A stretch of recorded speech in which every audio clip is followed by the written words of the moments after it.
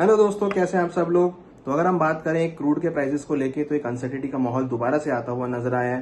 पिछले हफ्ते हमने क्रूड के भावों में 4% की तेजी आती हुई दिखी और साथ में अगर हम बात करें तो पिछले 48 घंटों में जियो पॉलिटिकल कंसर्न्स ने अपना नया रुख दिखाया है।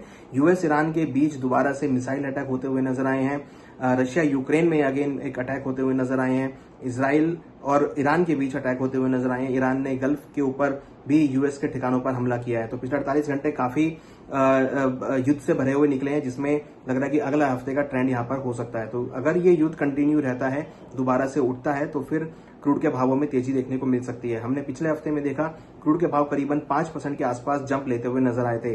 ब्रेंट का भाव $75 और WTI $72 के आसपास ट्रेड करता हुआ नजर आया।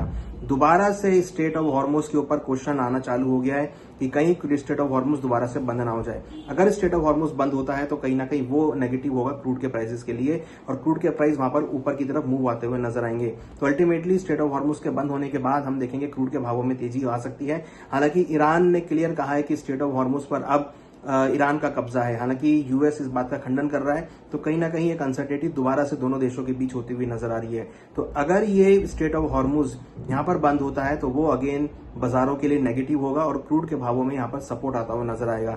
तो लग रहा है कि अगले हफ्ते क्रूड के भावों में उछाल देखने को मिल सकता है और क्रूड के भाव ऊपर में 80 से लेकर $85 तक के लेवल को टेस्ट कर सकते हैं। तो ओवरऑल अगर हम बात करें तो यहाँ पे क्रूड की जो स्थिति है वो इस टाइम ऐसी है कि जहां पर वो एक ऐसे लेवल पे खड़ा है जहां पर एक शार्प जंप यहां पे देखने को मिल सकता है।